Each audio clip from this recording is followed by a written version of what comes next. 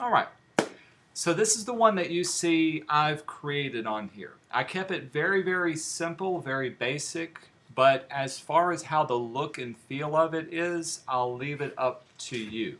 If you go to today's Moodle page and go down to our unit exercises, the exercise to download is the scale map zip file. Inside of this file, here's what I'm giving to you. There's another folder that's got a variety of different pictures. Each of these pictures has the name and has the general illustration for different kinds of dinosaurs. And if you scroll through, you can see what they look like. Everybody loves dinosaurs. I am giving you a figure as a reference figure, and we'll talk about him later. There are 6 different dinosaur images. Excuse me, I think 8. 1, 2, 3, 4, 5, 6, 7. Yeah, 8 different dinosaur images. I want you to choose 10 dinosaurs, 1 from each. That means at some point you're going to have to choose 2 from one of them. Does that make sense? Any confusion on that? But at least 1 from each of the ones that you have. And I want you to include a human scale for reference. If you look at this chart, you can see what I'm trying to accomplish. Whenever you give somebody just raw data for how tall each of these dinosaurs are, it really doesn't mean very much unless you can compare them side by side. How tall is 30 feet? What does 10 feet look like? The average person is a little under 6 feet tall. And so when you start comparing them to yourself, then you realize, hey, some of these are twice as big as me, or some of these are smaller or just about as big as me. And when you place them all together, you can see how they stack up with each other. This is essentially what we're trying to create when you do a size comparison chart. Pretty cool? On this chart, the things I'm looking for, not only do I have the silhouette, I've got the name of them, how tall they are. I do have a title, and also for the background, I've got a set of lines that represent the feet that I have on here as well. Let me show you one thing that's come up. Do you notice how you can sort of kind of see the lines? I know at least on my screen they're kind of broken up. Some of them look shorter. Some of them you can't really see the lines right here. Is it showing up on your screen as well? If your computer is doing this, this is a new thing to Creative Cloud. It's actually it's trying to render it a lot faster, and in doing so it's actually losing some data. I don't like the way Creative Cloud renders the new vectors. Watch what happens when I change the preferences for this. Notice how all the lines are slightly different. If I go to my preferences, to GPU performance, if I turn off my GPU, I have no idea what that stands for, but I found out if I turn it off, say OK, this is the way my lines look. And this is the way they should look. Every 5th one should be slightly bolder, and every other one is nice and thin. This comes in handy when you have different line widths and things that you need to that need to be shown up on screen. So if yours doesn't look totally fine when you're drawing it off, change out your GPU performance and it'll show up the way God intended. Cool? Okay, so let's jump in. Actually look at what we're doing. Remember, we're going to pick 10 of these dinosaurs. 1 from each of the JPEGs, as long as you got 10, plus the human figure for scale. I'll make a new document. As far as the size goes, I'm going to leave it up to you. Yours can be wider, yours can be taller, whatever size you feel is best. You can even see some on this one, you can crop off some of the dinosaur. You don't have to show the whole thing if necessary, so you can overlap them. For now, I'm just going to keep it at a tabloid size, and this is the way we'll work. We'll need to select one of the dinosaurs. Let's see, what's a cool one? I've always liked the Triceratops kind of ones. To me, they're all called Triceratops. Like, that's just what it is. But we'll say choose this guy. Place him into here. Since I'm doing a tracing, the image itself I really don't care about keeping. I'm going to keep him on one layer, lock it down, and I'll actually do my drawing on another layer. If you're used to using the pen tool, you can grab the pen tool.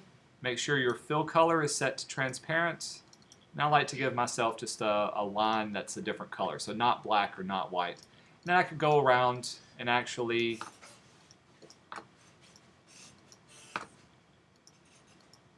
do my outline, silhouette. I'm going to go very, very quick.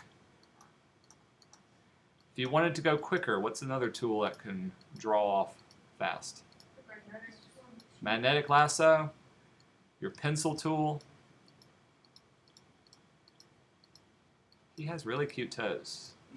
Most dinosaurs, you think of them as having like the bird claw toes.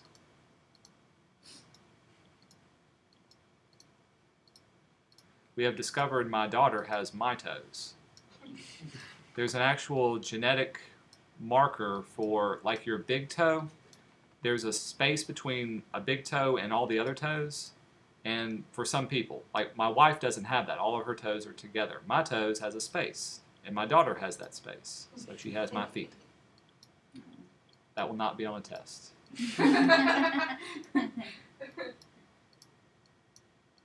Very, very quickly. Dun, dun, dun, dun, dun. I know I'm off by a few things.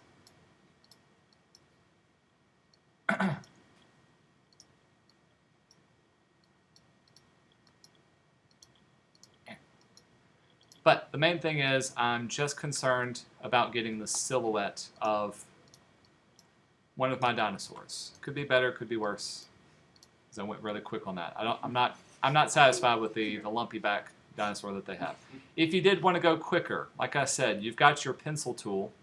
With the pencil tool, I can just click and drag and go over my figure very quickly.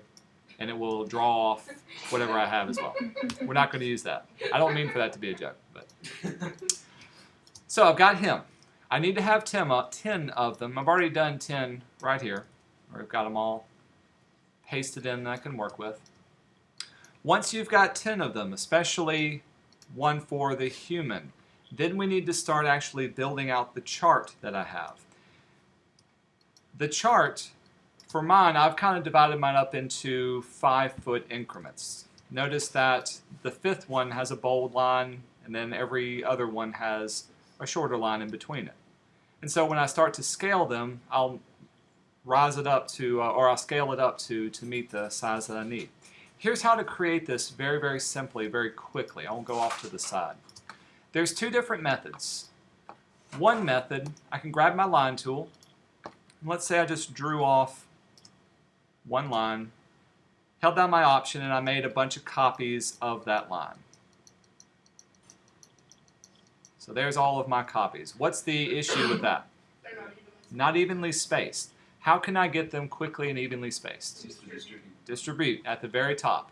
This one right here will distribute it evenly amongst my selection that I have there. That's one quick and easy way of doing it.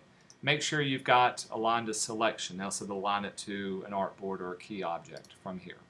From there, it'd be simply a matter of choosing 1, 2, 3, 4, every 5th one, and then changing up the size of that particular line. 1, 2, 3, 4, 5, changing up the size of that line as well.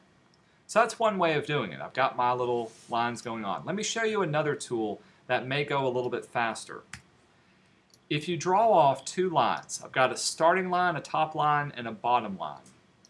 One of the tools you can use is called your blend tool. It's located towards the bottom middle of your toolbox. With the blend tool, I can click on one line, in this case the top line, and then click on the bottom line. And it will actually, what it's doing is blending between the two. Now right now it looks like it's a solid box. Here's the magic trick.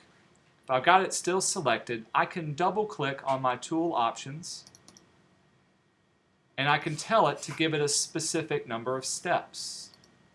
And if I type in that number, a lower number, you saw it was up in the 600s, and hit preview, you can see it's actually drawing off 50 increments in between there. If I set it to a lower number, say 30, and updated my preview, you can see there's fewer under there as well. Pretty cool?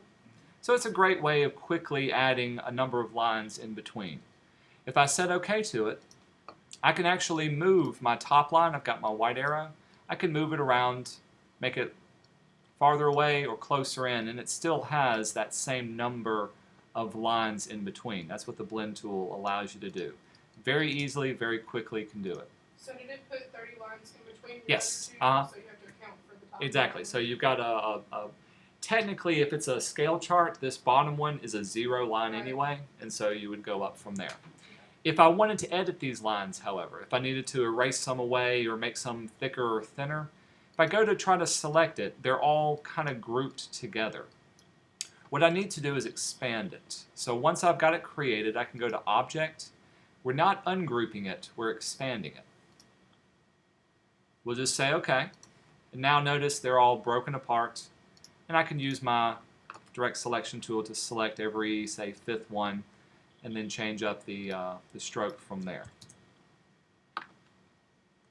Or erase away whichever ones that I need, so on and so forth. Whoop, not 50. 5. Make sense? Pretty cool. So there's two different methods of creating essentially a bunch of lines that you can use for your scale chart. Got my dinosaurs drawn off. T-Rex doesn't look so menacing when he's about the size of a human. I've got to figure out what size are they in comparison with each other. This is where you're going to put your thinking caps on and figure it out. Where can I go to figure out the size of a T-Rex? The internet. The internet. Google. Google Foo. So, height of T-Rex. 12 meters. Also, pay attention to what unit of measure you're using. Make sure if you're using feet or if you're using meters, everything is consistent. 12 meters and 12 feet are vastly different. If they are about 15 to 20 feet tall, so my human is 5 feet. My T-Rex, if I placed him down here, needs to be scaled up to be right about 15 to 20 feet tall. Some other things to consider. I know especially for the long neck dinosaurs, their height of them is measured from their feet to the top of their back. That's usually how you measure the height of a dog, right? From its foot to the top of its hip bone. Same way for Brontosaurus. Same way for some of the other dinosaurs as well. So pay attention to what the height actually means when you do your research, because you can fudge between them. I'm not going to go behind you and fact check this. So if you're off by a few feet, totally fine. If it's blatantly obvious that a person's 10 feet tall, you got a problem. And that's what you're going to do for each of the dinosaurs. Once you've got them silhouetted out, give yourself a chart that you can give your size comparison to. Place them on there, scale them accordingly. The rest of it, as far as the look and the feel, I'll leave up to you. You can see how I've designed mine. Each one has its own particular set of color schemes. I've used different colors for their names. I've given it a title and also a background in some way. Had some questions on how I chose these colors or how I came up with them. If you open up your color swatches palette, I've got my swatches right here. If you didn't know, at the bottom left-hand corner, there's several swatch libraries that you can pull from, and these are just pre-made swatches that are done. And if you open them up, so if I wanted swatch colors that favor ice cream, or that look like vegetables, or that look like kid-friendly things. There was even some, under art history, here's prehistoric. And so I can use these color swatches to select my different dinosaurs and actually quickly color them in. Oop, make sure my fill color is selected. Color them in and give them different colors with this. Like I said, you don't have to keep them your document size the same size. You can have it really long like I have at the top and show them all like this, or you can stack them in front of each other, give a sense of overlapping in depth, and have your area much, much smaller as well. If you wanted to create the gradient, here's how I created that one. So for instance, you can see the red gets a little bit darker to a lighter, or a darker tan to a lighter tan. Very, very easily done. If I was working on the T-Rex, let's say I had him, we'll start him off as blue. If I open up my gradient, of course if I click on a gradient, it's automatically going to colorize that one in. What I want to do is to drag my swatch into my gradient slider and then adjust the sliders. So in this case I've got blue for one. I'll make blue be the second one as well. Then it's simply a matter of adjusting one of these to be lighter or darker. So if I double click on this one, it'll open up my editor and I can make that one slightly darker. And then change up the direction of it as well. Does that make sense? Lighter to darker that way. It's a subtle way of giving a little bit more depth or a little bit more interest to your colors rather than having a flat color. Give it some hint of gradation of those colors. All cool?